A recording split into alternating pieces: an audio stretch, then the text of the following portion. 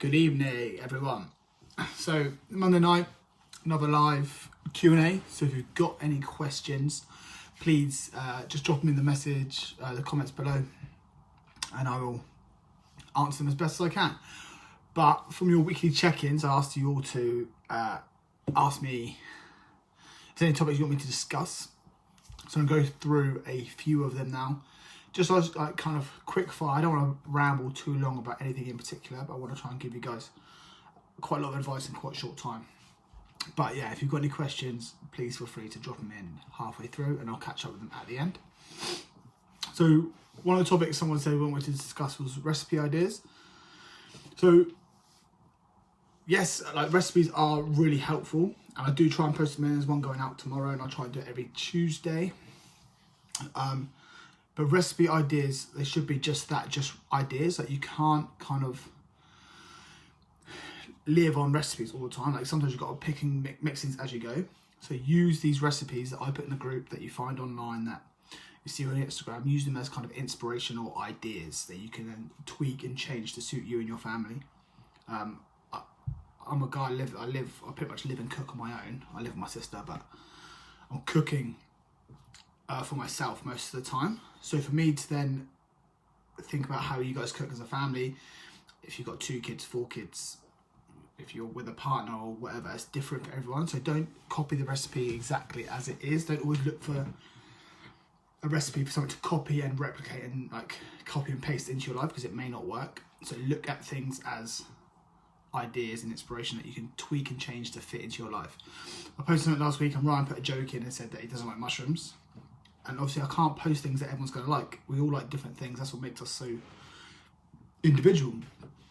But if you don't like something, just take it out or tweak it or change it. Just recipe ideas are good, but they should be just that, ideas, not a kind of meal plan to follow. So nice, first one done. Okay. And someone's written how to get a good night's sleep. So there's a few guys in here, girls in here that are new mums or new families, and obviously I can't help you if you've got newborn children and they're learning to sleep and their patterns are changing. Obviously that is difficult for you to manage, and what I would suggest there is just do what you can.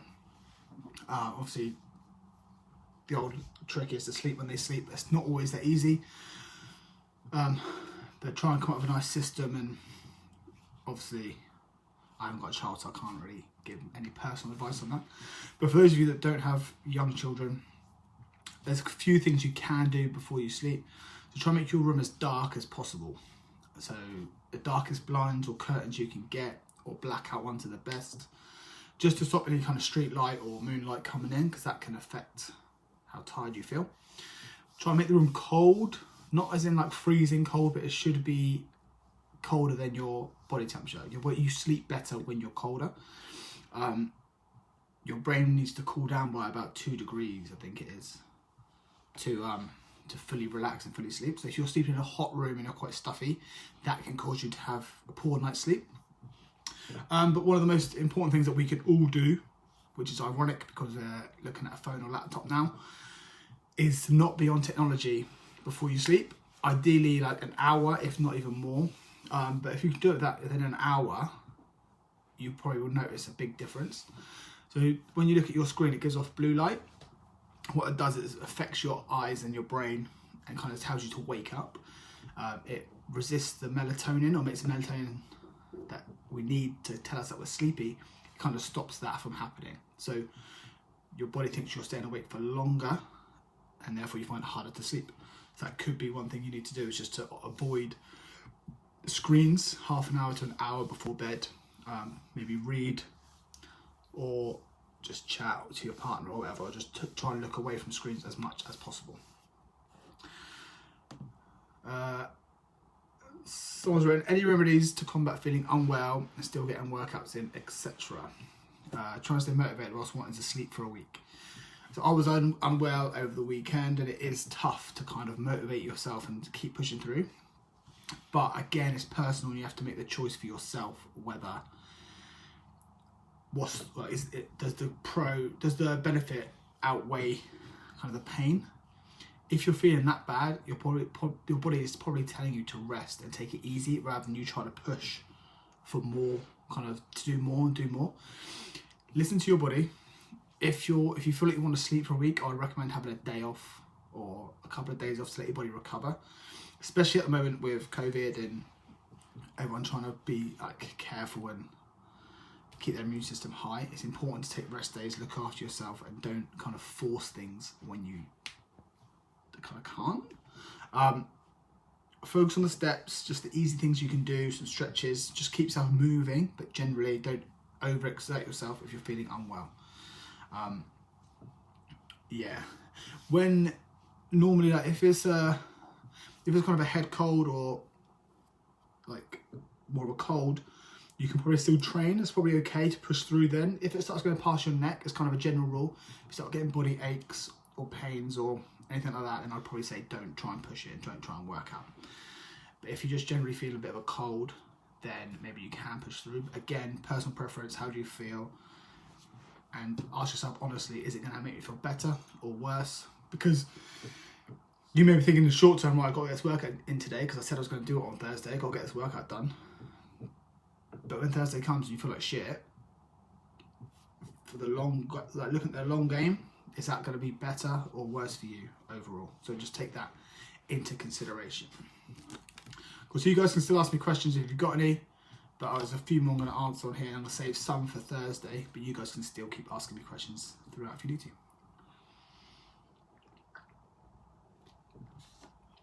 Ooh, nice one here. Okay, difference between exercises like compound versus isolation or bilateral versus unilateral. I'd add in static versus dynamic stretching as well. Examples will be good as it all sounds confusing. Okay, so I'll try and make it as unconfusing as possible. So compound and isolation. So compound is when you're moving two or more joints in the movement. So for example, a bicep curl is isolation because you're only moving your elbow joint. Whereas if you're doing a pull-up, you're moving your shoulder joint and your elbow joint. So that's a compound because you're moving across two joints. Whereas a bicep curl is just isolation as it's over one joint. That's pretty much it. People often get it confused with more muscles working, but it's actually the joints. So when muscles cross over the joint and the joints are moving in that exercise. So compound exercises are things like squat, because you've got knees, ankles, hips moving. Bench press, you've got shoulders and elbows. Deadlift, because you've got knees, hips, ankles again. Things like that. So, and then bilateral versus unilateral. So again, think of it like bicycle. So a unicycle is one wheel, bicycle is two wheels. So unilateral is when you're using one leg or one arm on their own rather than the other. It's almost like a split squat or a one arm shoulder press. You're using one arm or one side of your body at a time. So that's really good for things if you've got any muscle imbalances, if you feel like you're weaker on your left compared to your right. Really good for people as you grow older, because obviously as we know, balance and coordination can sometimes slip as you get a bit older. So doing things working on one side forces you to improve your balance, your core strength, and stuff like that. And bilateral is obviously both. So a squat would be a bilateral movement, and a split squat would be a unilateral version of the same movement. Static versus dynamic stretches. So static is just when you're standing still or laying still, whereas dynamic is when you're moving. So if you're jogging on the spot and you bring your heels up towards your bum, you're stretching your quad muscle. You're doing it in a dynamic way because you're moving whilst you're extending the muscle. Whereas a static version would be if you're stood still, hand on your ankle, pull it into your bum. That's going to be a static version of the same stretch. So both stretching your quad, but dynamic is moving, static is still. So what I'd suggest on that is to do dynamic stretches before you work out. Keep yourself moving, because if you just done a warm up, say if you went to gym, if you just done treadmill for 5 minutes to get your heart rate up, and then you went and stood still and stretched for 5 minutes, you've cooled your body back down again. That's not what you want. You want your body to be warm, muscles to be pliable and flexible. So get yourself warmed up with a pulse raiser, and then to do some dynamic stretches before you train. And then at the end, I would do a mixture of dynamic and static stretches at the end of your workout as well. So hopefully that's helpful for anyone that's listening. That was asked by Anne-Marie. Nice, good question. I like it. Okay.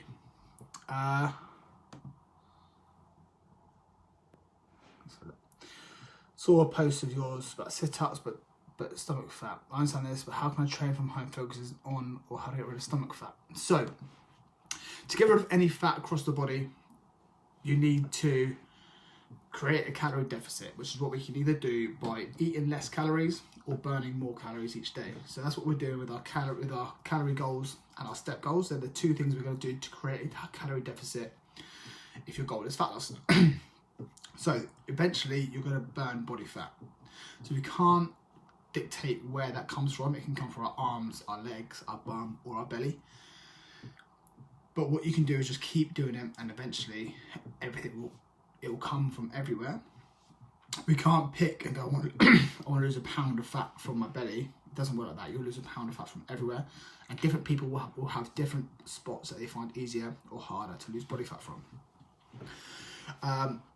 So to lose fat around your stomach, you can't do that. It's called spot reducing. You can't spot reduce fat.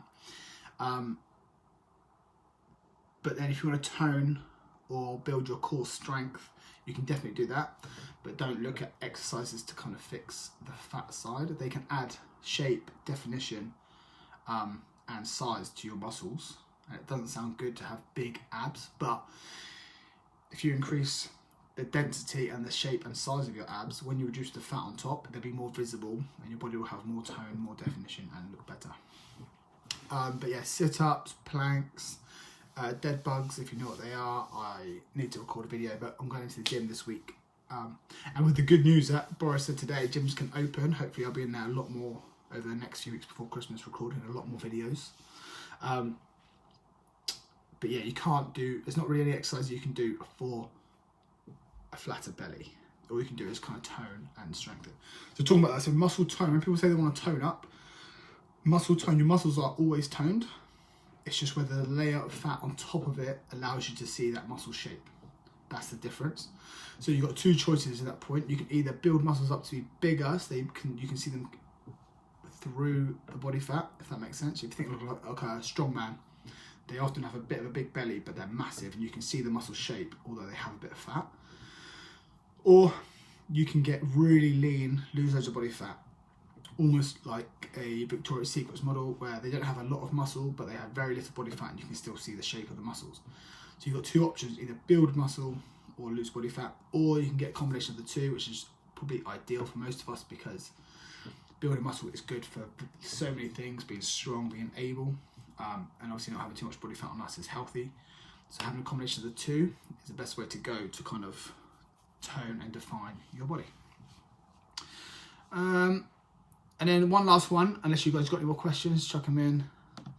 So coping with temptation. So I thought about this question, and when I first thought of it, I was like, people ask this all the time. How do I avoid temptation? And the truth is, you can't. They've done studies. You can, but it's difficult. They've done studies on children and adults, and if they leave a plate of donuts in a room, and the researcher or scientist leaves and said, "Don't eat that. If you don't eat that now, you can have like 2 or 3 donuts in an hour." Most of the time, people go for it because it's there. You see it. The temptation is there, so you can't always say. It doesn't come down to willpower or how much you want it. It's just kind of human nature to kind of want to eat it if it's there. If you can see it, you want it. But what you can do is kind of change your environment. So something called food environment is really good. So think about what food you have in the house. If you have chocolate biscuits in the house, and you know chocolate biscuits are a weakness for you and you're going to eat them because you love them, but if you know they're in the house, you're going to eat them all, don't put them in the house. It's a simple thing. And I know it's really hard at the moment because you could have them in the house before and we were out and about and it wasn't as much of a temptation because you weren't at home as much, whereas now we're at home a lot more often, so the temptation to eat those biscuits is a lot higher because you're always there. So don't buy the biscuits, is what I'm saying. And obviously you can enjoy food and you can enjoy things that you love. And I'm not going to tell you not to, because you should. I want you to enjoy stuff. But like I said, if you know that it's going to be a trigger food for you, you know you're going to have a hard time fighting temptation, then try not to put it in the house, or buy a variation of it that is not going to cause you to have so many. So if I want to, I'll buy kind of single wrapped chocolates. So I had some of those Malteser reindeers over the weekend, and you buy a pack of them, they come about 5 or 6 in a pack, but they're individually wrapped. If they weren't wrapped, I'd probably have to eat them all, smash all 6 reindeers without thinking about it. But where they're wrapped, you have to consciously pick out one, unwrap it, and then eat it. That little stage in between, putting your hand in and unwrapping it, that's another kind of signal to your brain going, do I actually need this extra one? And even if it may not be enough to stop you from eating as many, it does kind of slow you down, and it does give you a second chance to think and catch yourself in the moment. But the biggest thing I can do is, if for temptation, just don't have it in the house, or buy a cheaper version, which again sounds really weird. But so I love McVitie's chocolate digestives. They're really, that's my trigger food. If I have one, I'll have about 10. I can't control myself. So I don't buy McVitie's ones. I'll buy Tesco's own, or I'll buy Sainsbury's own. And it sounds silly because they should be the same biscuit, but they're not. They taste different, and it doesn't kind of have the same reaction to eating the cheaper version of that biscuit. It doesn't taste the same. I don't enjoy it as much, so then therefore I don't eat as many per time. And it's kind of about being proactive rather than reactive. You can't wait until you go, temptation's setting in. It's too late at that point. You kind of have to be preemptive with it, put something in place before that temptation hits. That would be my advice for that. So that's all the questions we're going to answer from the weekly check-in. And then what I'll do, I'll probably answer a few of those. The rest of them, I'll answer them on Thursday. I'm going to do another live Q&A Thursday. There's some good ones on here about Christmas, about protein, and about self-care, which I want to touch on as well. But if you guys have got any more questions in the meantime, a few of them said you couldn't think, or you'll message me. If you do think of one, just drop me a message, ask me a question. I can either answer it there and then for you, or I can wait and do it on the live. Cool. So before we go, I'll leave you some of the jokes. So why is ice cream so bad at tennis? Because they have a soft serve. And I love ice cream, so that was my favourite one from the week, I think. And there's another one, but it requires me to put some good presentation on it, and I don't feel confident doing that today. So I'll save that for Thursday. We'll see. So, have a good evening. Hope it's been helpful. Again, let me know if you've got any questions. I can either answer them in the comments below, or I will answer them on Thursday when I do another live. I said I wasn't feeling great over the weekend, so I didn't really didn't reply to many of you, and I didn't do the baking, which I was really annoyed about. So I will try and do that next week or the weekend after, but we'll see. So I'll let you all know. Have a nice evening. Enjoy yourselves. Stay safe. Goodbye.